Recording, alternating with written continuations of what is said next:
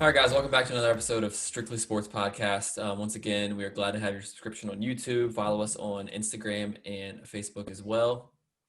We have a lot of topics to get into today. A lot of them regarding the NFL. We're going to jump around with a little bit of the Bills Cardinals, some AFC contenders for the playoffs, as well as the Drew Brees latest. But let's jump right into it right now. Dan, why don't you lead us off? Yeah, let's start off with this Bills-Cardinals game that we had on Sunday afternoon. So for me, I was flipping back and forth between Bills-Cardinals, Steelers-Bengals. I thought the Steelers-Bengals game would actually be more competitive than it was, but because it wasn't, man, I got to watch a lot of the Bills-Cardinals game, and very exciting. Got to see two quarterbacks that a lot of people think might be in the MVP race. We know that how Trav feels about Josh Allen, but it really was a good game, kind of a tale of a couple quarters. And ultimately, at the end, Kyler Murray throws the miracle pass. Couple takeaways from the game.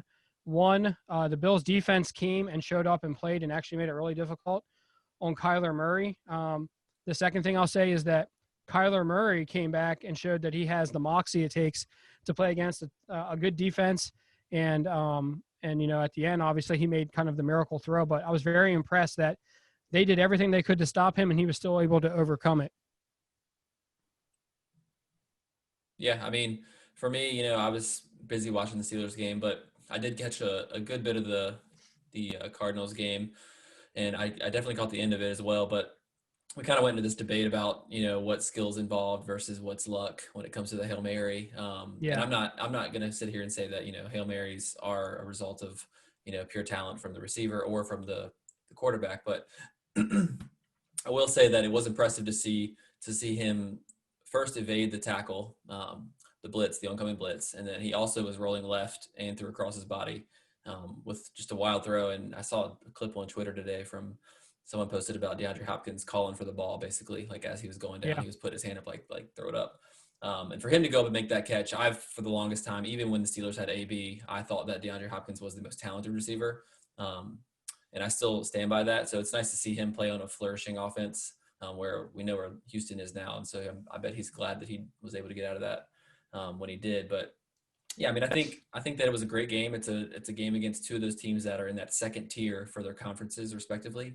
A lot of people don't consider them like the top contenders, like the Chiefs, Steelers, or like the Saints, Packers, Bucks kind of thing. So it was great for the Cardinals to get the win, and we'll see if they can kind of propel that into an NFC title. Yeah. As far as the luck or not of the Hail Mary, y'all know I'm a big just believer in any Hail Mary is mostly luck. I don't really give Kyler Murray the amount of credit that everybody was trying to give him for just avoiding the rush and being able to get the throw off. I mean, we see quarterbacks do that all the time. You know, shifty quarterbacks, Russell Wilson's, Kyler Murray's, and even other guys do make plays like that and get a throw off. I will give DeAndre Hopkins Jackson make that throw. Shifty guy. Yeah, he can do that. I mean, he can throw 50 yards. It was just a 50-yard throw. I mean, I know he was off balance and like heading towards the sideline, had to square his shoulders, and he did a really good job. But to me, the credit to be given is to Hopkins. I mean, for him to high point the ball like that, he's the only guy I think that he deserves like a crazy amount of credit. But overall, man, it's just bad defense. You can't let a Hail Mary happen. There's no excuse for it. So to me, it's a lucky way to win the game. I feel like from what I followed along with and what Dan was also telling me kind of during the game, Josh Allen getting picked twice in the second half. He should Bills have led most of the game. Their defense kept, you know, the Cardinals offense in check. They led most of the game. They come down there and they get it back basically and win the game. So I feel like the Bills, you know, the Cardinals were really just fortunate to win it. I come out of it kind of more impressed with the Bills. Like, all right, give the Cardinals credit for winning, and they're a great story. They're becoming a good team. But it kind of has me – I'm not really down on the Bills. I'm taken away from that game. Like, the Bills' defense made another pretty good stride, I think, overall, outside of needing to learn how to defend a Hail Mary. And another week of their defense progressing, their offense still looks good. Like, I still feel like pretty good about this Buffalo team is kind of what I took out of it. And I'm still just not a big enough believer in the Cardinals is why I kind of came out of it feeling more about the Bills than I did. It telling me more about the Bills to me than it did the Cardinals. I can understand that. And I kind of feel a little bit the same. I mean, I think the Cardinals are a good team and maybe better than people want to give them credit for maybe.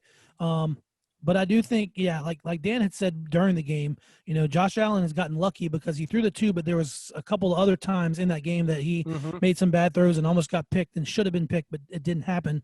And, you know, maybe that's the case. But I will say one thing about Josh Allen. At the end of the game, he did when he needed to come down and score a touchdown to win at the end. He did. It just so happened that the Cardinals got a chance to have Kyler Murray come down after that, and obviously the Hail Mary happened. But at the end of the game when they needed a drive, Allen was able to generate a touchdown and a nice throw that we all saw and a nice catch there to take the lead at the end. It's just unfortunate for them that there was enough time on the clock for Kyler to do something with a little magic.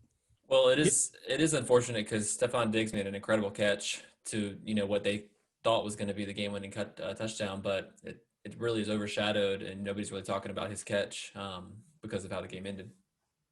Yeah, there was a really nice catch. It was a really great throw. It was a clutch throw, and the hope is that they can continue to do it. I think what we got here, we got two teams that are building. And maybe this year, as Juddy said, there are second-tier teams in their conferences that might be able to surprise a couple teams in the playoffs or whatever.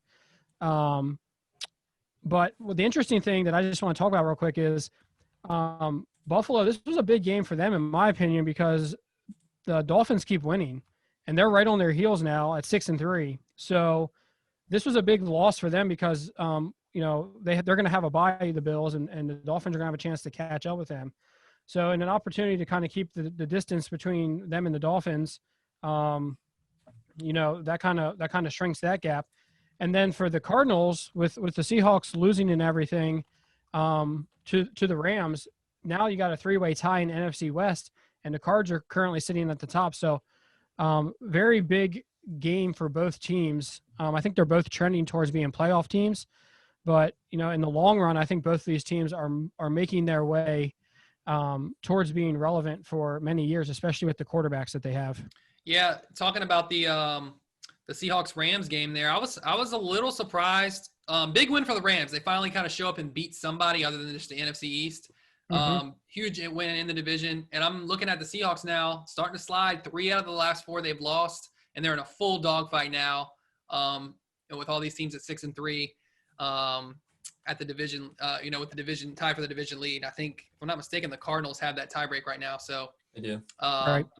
Yeah, I don't know where the Seahawks go from here. I know I was watching a couple weeks ago, I think it was Cowherd, talking about how he still saw Seattle as the team with the most potential, like at 6-1, and he's like, they're only going to get better, and then they promptly lose 2 straight. I mean, he was all about like the defense is only going to get better, and the only, and I'm just like, I don't know how their defense is going to get better. Like, I don't know how you see them and you're like, well, they'll get better. Like, I know Jamal Adams came back, and so he's back now, but it doesn't seem to be helping them all that much.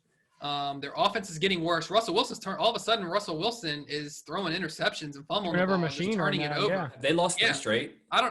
3 out of 4. 3 out of 4. Cardinals beat them. They bounced back with a win against somebody easy, I think, and then 2 straight losses. So I think the Cardinals took their mojo, man, because they sucked out on them, and Seahawks forgot how to suck out on teams now. It's like Space Jam. Cardinals are the suck out masters of that division.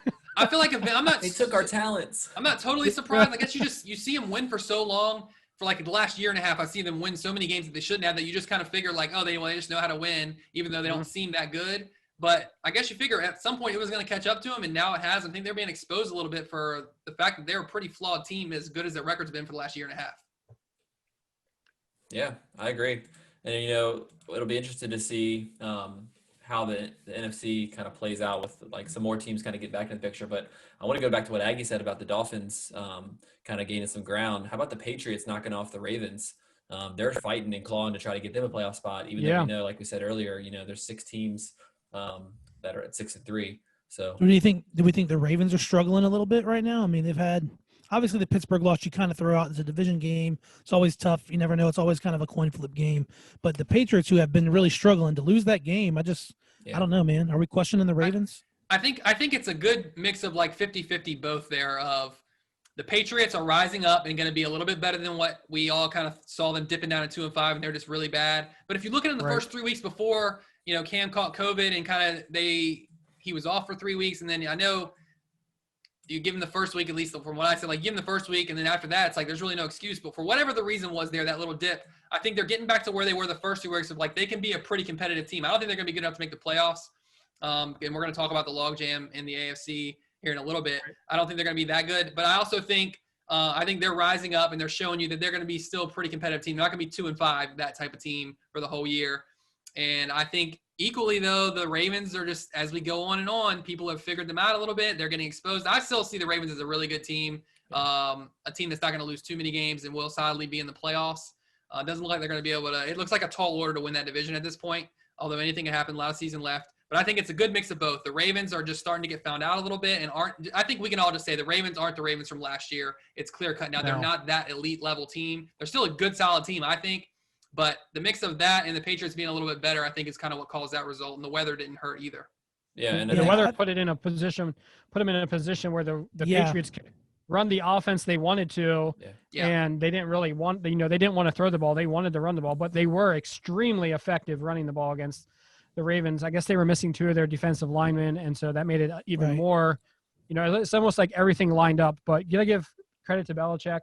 He knows where his strength is on his team. Their offensive line is beast. I didn't realize how good the Patriots offensive line was, and then they were showing it in the Pro Football Focus. They have like 4 guys in the top 5 or whatever.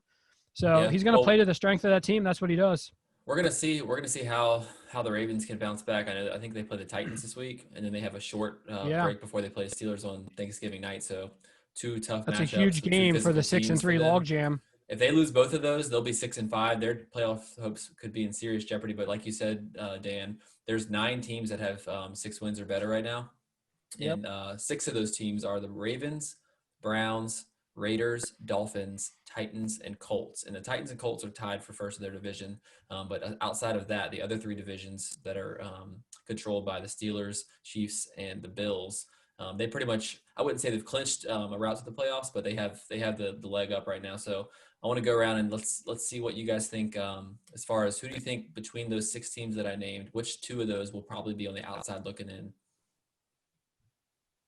I would say the first one I'm going to put on the outside would probably be the Browns. Just based on schedule, I don't know how many times they've played or who they've played between Pittsburgh and Baltimore. I don't know if they have to play both Baltimore and Pittsburgh one more time, maybe. So that's 2 games right there that are going to be tough for them to win. I don't know what the rest of their schedule looks like, but they've kind of been one of those teams that's looked, pretty good sometimes, but then sometimes they look really bad. So I don't know how much I believe in their 6-3 at this point. And the other one, I'm going to say the Dolphins. I think I won't be shocked if they get in, but I don't know. It's tough. I mean, a lot of these teams are in the same kind of boat. I mean, for the type of team that they are and the kind of season that they've had. So I'm going to say Browns and Dolphins are my 2 on the outside looking in. Yeah, first of all, I got to just comment on how crazy it is to have 9 teams. It's crazy to me that 9 teams are 6-3 or better. It kind of shows you this year with the NFL in general, because it's not as bad in the NFC, but it's a little bit like that as well. Not nearly as much as the AFC, but the parity is kind of gone this year. There's not – like go down and just look at the whole standings. There's really not a lot of 4-5, 5-5. There's a couple – like the Vikings, you got the Pats, but there are usually a lot more teams in the NFL, a game or 2 above, like right at 500 or a game up or a game back. It's either like 2-7 or 6-3 or better. So anyway, it's crazy to me. I got to believe, I'd really be interested in looking it up, how many teams this late in the season have been 6-3 or better, like what the record is. And it's probably like 6 or 7. Like I can't imagine there's even been 8, much less 9 teams at 6-3 or better. So that's crazy to me. I think it just shows you, like I've been saying it all year since about 3rd or 4th week, how deep the AFC is at the top and how many good teams there are and how much just quality depth there is there at the top of the division as opposed to the NFC.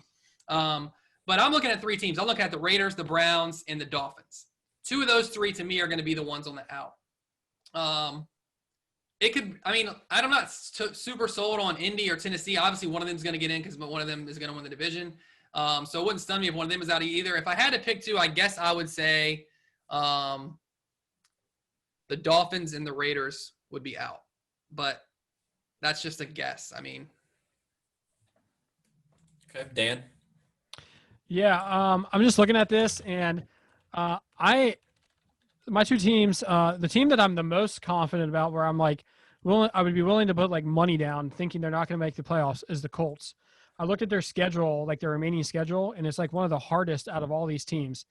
And I know they just beat Tennessee, which is why they currently hold the position they hold as far as being like the division leaders. But I'm not a big fan of Phillip Rivers, and I think that when push comes to shove, he's going to throw costly picks, turn the ball over, do something crazy like he's done his whole career. So I think Tennessee is going to ultimately win that division, and probably will be the only team in the AFC South, which isn't that good. We know it's not that good, that's into the playoffs. I don't see the Colts getting in. And then, like, my second team, like, I really feel like the Ravens have been exposed. I think that Pittsburgh went in there, beat them, and then they just lost to a Patriots team that isn't that good. And the MO for the Ravens is a running football team first. And they got beat by another team who did it better than them. And they should, on paper, if they're as good as we think they are, they should have been able to go into Foxborough with an undermanned team in those elements, and they should have won that game, in my opinion. If you're going to be a team that's as good as we say they are. So I think it's going to come down to probably a head-to-head game with the Browns and playing against the Steelers again. So it's between them and the Browns for me, and I really don't know. I want to pick the Browns, like, with my heart, but my head says still go with the Ravens. But I think that they have been exposed, and people know how to play against them. And I don't think Lamar Jackson in 1 or 2 years here he won't be the quarterback of that team, and we won't even be talking about him. All right, I don't think he's going to be there. That's some hot takes. Let me comment. I know Jody still has to give his too, but stuff. before you do that, specific to your reasoning being the schedule. Okay, Yeah. I was just looking at the Colts schedule. The Colts schedule, or Tennessee and the Colts. So to me, the Tennessee schedule looks just as hard as the Colts down the They play the stretch. same So schedule you can make pretty this. much. You can make the same argument against Tennessee. I think, unless you just think Tennessee's a better team and they'll handle that schedule better, but they both have a pretty equally looking schedule. Which, being in the division, it makes sense. You play the same teams minus 2 teams. So, looking the at only that, playoff team from a year ago that the Colts have currently beaten this year is Tennessee. They've lost right? Okay, and everybody if you else. just think they're better and they'll handle the schedule better, Like the Bills and my thing would be they have identical records and they just played Thursday night and the Colts beat them in Tennessee. So, Yep. And I expected Tennessee to win that too, and because I thought before that game, like, Tennessee's a better team, but coming out of it, I'm like, I'm not really sold on either one of them, like I said. But and then secondly, Baltimore. We're talking about schedules. Baltimore's schedule is very favorable, so I don't think there's any way. Gotcha. I don't like I So said, there's that's- not any way so they I'm can gonna- playoffs, but it's very unlikely they would miss the playoffs to me Yeah. because they're really good at beating teams they should beat, and they got a lot of teams on the schedule they should beat. So I don't see how they fall Right. below 11-5. And So I I'm think gonna- they- I'm that's go why into that's that. why I feel like maybe the Browns currently are actually playing better, but like I can't looking at things, say I think the Dolphins are going to make it. I think they I have. think the Dolphins and the Raiders Okay, are like. let me better than the just get Ravens. to mine. Let me get to mine. Yeah, Okay. go ahead. Sorry. So I was looking at the schedules earlier today, and even now I have the 2 pulled up of the teams that I think are going to miss out.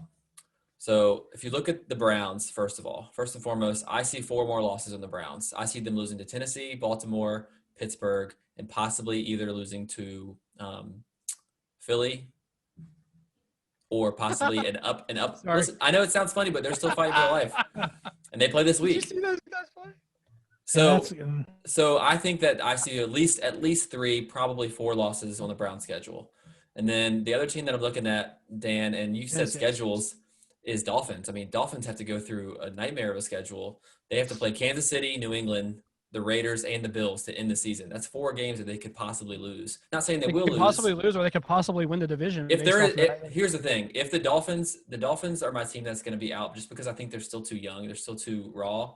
But if they do end up splitting those 2 games, then I think, are a team that is a for real, not necessarily for real contender for the Super Bowl, but a for real contender in the conference to maybe make the AFC Championship, maybe pose a threat to Kansas City or Pittsburgh, like give them a close game in the playoffs. Because if they can win those games, and maybe I'm looking really at the Bills game, if they can find a way to beat the Bills, I don't think they'll take that division, but if they can win those games, then they're a more legit team than we're giving them credit for. But with all that said, given the history of the Dolphins and how I think they're too young, I'm going to say the Dolphins and the Browns are my 2 teams. I think that the Dolphins have beat some good teams that are going to be in the playoffs already. That's why They beat I have Arizona a little bit more confidence. didn't they? Yeah, they beat Arizona. They beat the Rams. So I think those are 2 teams that we think are good football teams. So I think they can go in and compete. It's going to be a lot of fun. Let me just say that it's going to be a lot of fun Because in a lot of these situations, these teams play against each other, and they're going to end up knocking each other out. Yeah. So it's going Yeah. to be a lot of fun to just watch these games. It's gonna be and great to see it play out, especially like you said, when some of these games last 2-3 weeks of the season, they're playing each other head to head, because inevitably there will be some head to heads going on there. It's gonna be great to see how it plays out. Yep. So before we wrap up the NFL for today's show, we want to talk about the Drew Brees injury a little bit. So Jameis Winston came in relief for him. I believe he came in second half after Brees finished the first half, and they did score some points there in that game. But I believe it was W. I believe it was some cracked ribs and what you said, a collapsed lung, Dan. Yeah, collapsed lung, unfortunately. He's got 5. Yeah, they said he's got 5 cracked ribs. Apparently they think he had cracked 2 of them on one side of his body the week before in Tampa. Yep. And then I guess they said because of some potential swelling, that's why they didn't show up on the X-rays and the MRI. And then now he's got 3 more on the other side from this week, plus the collapsed lung they think happened from one of the ones that broke this week. So they're saying 2 to 3 weeks optimistically. I think they're thinking it's going to be longer than that, but it sounds like it could very well be in that 4 to 5 week realistic range. Looking at their schedule, they got the Falcons, Broncos, Falcons, Eagles in their next 4 before a big showdown versus the Chiefs. If they can get back for the Chiefs game, they can go like I was telling y'all earlier, they went 5-0 with Bridgewater last year. And I know Bridgewater isn't Jameis. Bridgewater is a safe guy that won't lose you games. But Jameis is the exact opposite. He's a guy that could go win you a game, throwing for he led the league in passing yards last year, I think. But he's also a guy that can lose you games with 30 for 30 with 30 interceptions. So I expect him to play a lot more cautiously under Sean Payton. Hopefully we see a little bit of a new Jameis being coached up by Sean Payton. But I think, initially you see it and you're like, oh, this is going to be devastating. But then you're like, okay, they think they can get him back probably in a month or so. This might be doable. And they may even be able to go 4-0 through it because of how soft their schedule is and how much they don't really – they got so many good pieces around him. I think they can easily go 3-1. And then they got the Chiefs after that. They got to find a way to stay ahead of the Bucs. And I think they can do that because initially I'm thinking, well, the Bucs are probably going to win that division now. Then I look at the schedule and then they're saying Brees is going to probably come back in a month, maybe even earlier. And it's like they could sustain this and still win the division. I don't think their chances of winning the division are that much less now just because of the injury, which I would have thought they would have been initially. So I feel like it is a little bit less just because a lot of it's going to depend on Jameis. If you look at his track record, especially from last year, but they'll be working in Taysom Hill extra amount of snaps. I would say they should. I would say they should. And they will. And they definitely will. And at this point, you're not taking a Pro Bowl quarterback off the field, so I think it makes a lot of sense at this point. Hey, Jameis made a Pro Bowl one year. I like that, Dan. But I think it's going to depend. Super Bowl champion, whatever.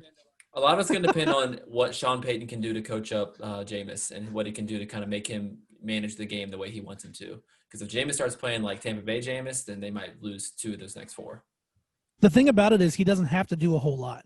If they get the ball out of his hands, they run Kamara, they bring in Taysom for some extra reps. They're playing 4 bad teams. Exactly. So they don't have to do a whole lot. If their defense plays solid and he just manages the game and doesn't turn the ball over, they can go 4-0.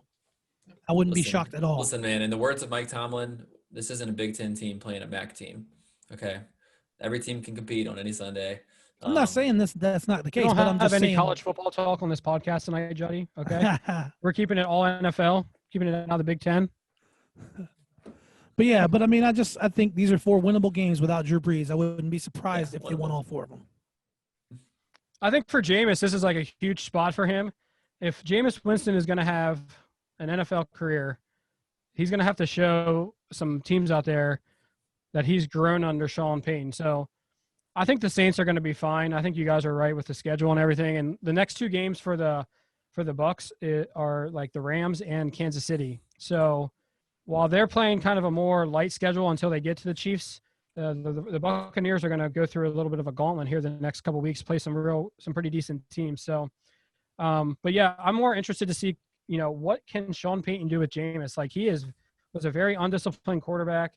Part of me often wonders if Bruce Arians was like the worst person to coach him, because Bruce is just like, let's chuck it down the field. Let's be aggressive. And Jameis, taking that to heart, throws the ball, all around and throws picks. So I'm more interested in seeing, can Sean Payton kind of corral him, coach him up, and, go out there and, be productive and win some games for him.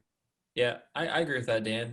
But before we switch topics, I had a question I did want to ask Trav too, and anybody else can kind of put input. But do you think that when the Saints signed Jameis, do you think they were signing him to be the quarterback of the future, or do you think they were signing him just to be a reliable backup over, after losing Bridgewater? Like, do you think that they're like, hey, can we turn this guy into our guy after Brees? I think there was a little bit of both in that. I think they lost Bridgewater, so they needed a legit backup. I don't think they see Taysom Hill as much as Sean Payton says he thinks he could be like the future, like down the line, the real quarterback. I think he says that. I don't know if he really believes that. I don't believe it.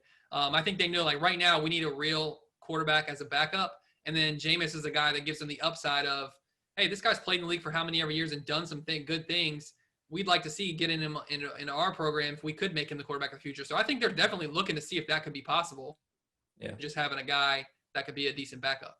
yeah, I think they just wanted a backup.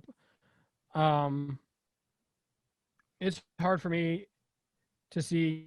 I would like. I'm interested to watch him, but at the same time, I'm not a believer in any way, shape, or form in Jameis, and even just the way he acted at the end of the Bucs game. And I know we joke about it, but to be like a mature quarterback that shows that he's grown up, you don't get on TV after you really didn't do much in the game at all and eat a W. You know what I mean? Listen, maybe the you know what I W mean? tastes Like, great. Have you ever eaten an You NFL just W? wanted to get that in there, Dan. I had to get that in there, dude, because that shows something about a person's maturity level. And if you're going to be an NFL That's all quarterback, hodgepodge, man. you got to carry yourself a certain way. That's all I got to say. You got to act like you've been there before.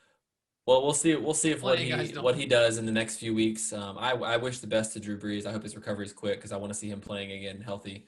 Yeah, I think we but- all want to see him make sure at least he's back Yeah. for that Chiefs game. We want to see. Yeah, no, I really a hope healthy he's back for team. the You really Chiefs want to see a game. I top-notch was really game looking there. forward to that game. Yeah, Do so you think that shortens Drew Brees' career? Do you think he's thinking? that's a conversation for another day, possibly. But before we switch over, hopefully he does get back soon, and we don't have enough time to talk about Drew Brees tonight. He swatted Dan's attempt at another. Dan, how about you bring this next week? A little teaser for you guys. Bring this next week when we talk about our top 5 quarterbacks in the NFL. If you want to throw Drew Brees in your, if you want to throw Drew Brees in your list, I'm gonna go eat an L right now. He's gonna walk off the set. tell me how the L's taste too. No, but we're gonna switch over to the Masters here and wrap our show up with that. Dustin Johnson conquered his demons, so to speak, by not blowing a major championship lead, and did win his first Masters, which is his second major championship. I think, and definitely not his last if he continues to play like the world number one. What were you guys' thoughts? I mean, for me, first 2 days were great. A lot of people in contention, and then I kind of felt like, going into after the third day ended, some people really fell off. Like you said, Dan, it's moving day. And really, it was only Dustin Johnson moving. I think he ended with a 4-stroke lead before the day was over. Mm-hmm. Yeah, it was. I mean, I thought overall the tournament was pretty good. It's always great to see Augusta. I mean, just see those guys play there, and it was definitely different. Obviously not having fans there, you could kind of definitely feel a difference there in a tournament like the Masters. And obviously just having it in November instead of April is just different that way. But I thought as far as play goes, you saw some really low numbers, lower than you usually see. And I thought a lot of that early on had to do with just the weather and how wet it was, a lot of rain. So everything was soft. They were able to really hold a lot of shots on the green and get really close and make a lot of low scores. And I mean, Dustin Johnson, even to win it, I mean, set the record, 20 under. So I thought it was good though.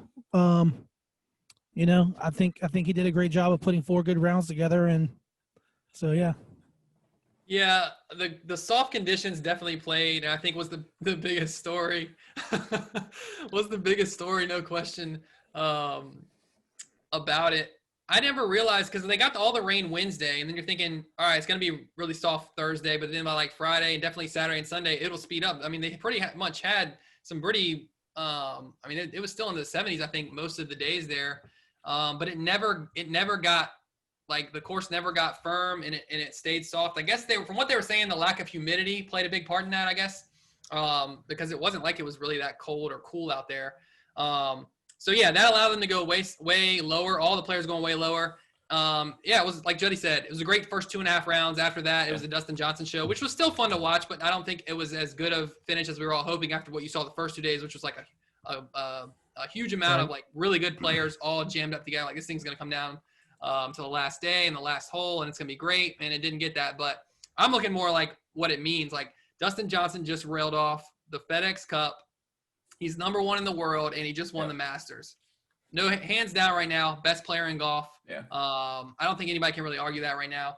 I kind of gave Koepka that throne for so long because he went on his tear of majors like 4 out of 8, and this year though, with it being a kind of a choppy year and everything, he wasn't able to do anything. He had some injuries dealing with, but with what DJ's done, I don't know if you guys saw after he got the Butler cabin ceremony there, but after that he did the outside interview. Man, he just got choked up. He couldn't finish the interview. He was so emotional. Really Like emotional. He's usually a pretty stoic guy, but anyway, it's funny because Dustin Johnson, a guy I never really liked, but the last couple of years I've just kind of come around on him. So I was glad to see him win it. I'm glad to see where his game is now, and I don't think you can argue that he's the best there is right now in golf.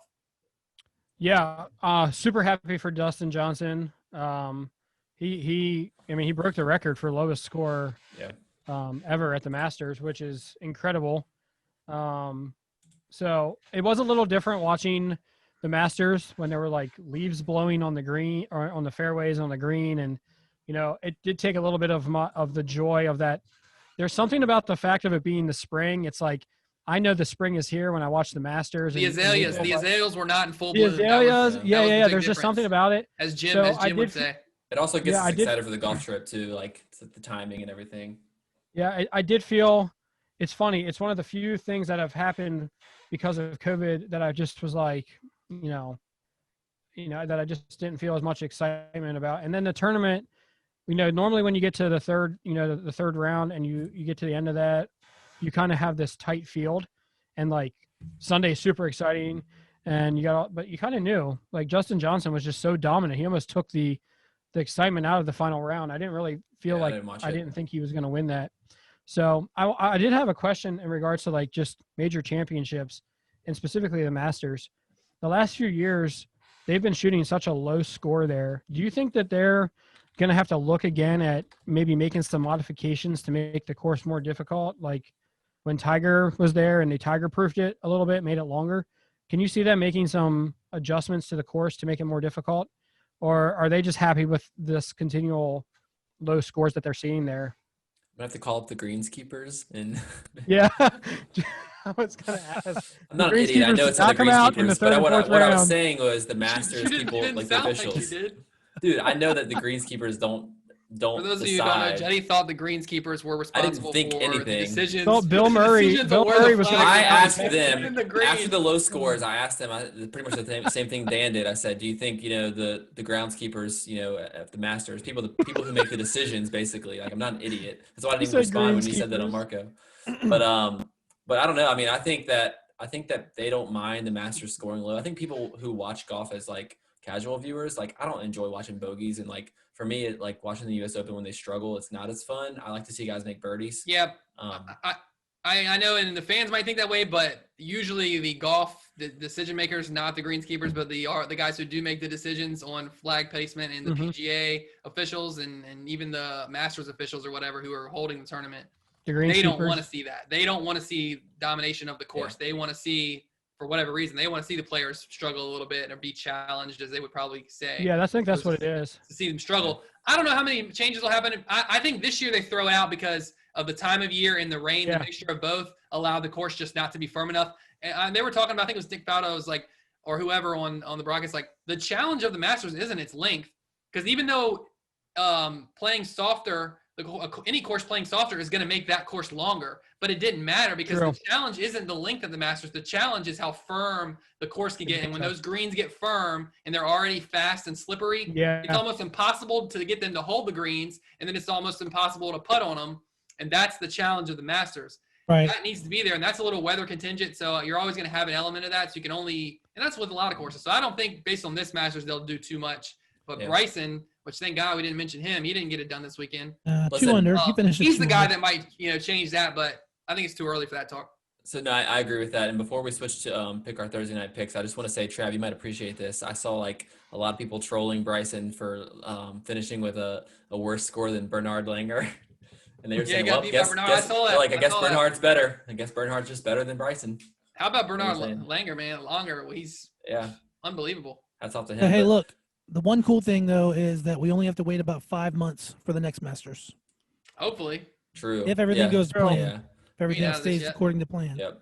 But as we wrap the show up, we do have a great Thursday night game. I know we talked about it a little bit, the NFC West battle, Seattle and Arizona. So let's just go around the horn. We're gonna go around the horn here, and we're gonna pick the game. So Trav, why don't you start us off? Give me the Seahawks 34-30. I'm still a believer. I think they will find a way and suck this one out. And I'm just not a believer of the Cardinals. I know, Dan, that's your squad. I'm pretty sure you're going to pick them here. If I had to make a prediction, I'll let you go next. But I'm just not a believer enough yet to feel like they're going to go and take it from Seattle in a big game. Dan. Well, the last game was a barn burner, so it came down to kind of the end of the game. But I always thought that these two teams would split, so I do have to pick the Seahawks here. And I'm going with Russell Wilson, thinking that he's not going to have that many bad games in a row. So I will pick the Seahawks. I do think it will be a close game again, though. I think it might be a little higher scoring, like 38-35. Okay, like last time, close to last time. Maggie? I'm pretty close to Dan there. I was thinking 38-34 Seahawks. Yeah, I think it is going to be pretty high scoring. I think there's going to be a lot of offense. So, but I do think that Seattle finds a way to kind of edge them out a little bit. So, yeah. All right, I'm going to say 34-33 Arizona. I'm going to go against the grain here. I think that when I look at these two teams, they're very similar. Kyler Murray, the way he runs his offense is very similar to the way that Russell Wilson does. And to me, the difference is that Arizona has a better defense because I think Seattle's defense is garbage. So I'm going to pick Arizona to get the sweep. And I guess we'll see what happens. But that's pretty much it for the show for us. Thanks for tuning in again. Follow us on Facebook and Instagram, and be sure to subscribe and leave us a comment if you will. If you like what we talked about, if you don't like what we talked about, we'd love to hear it. And yeah, check us out again next week.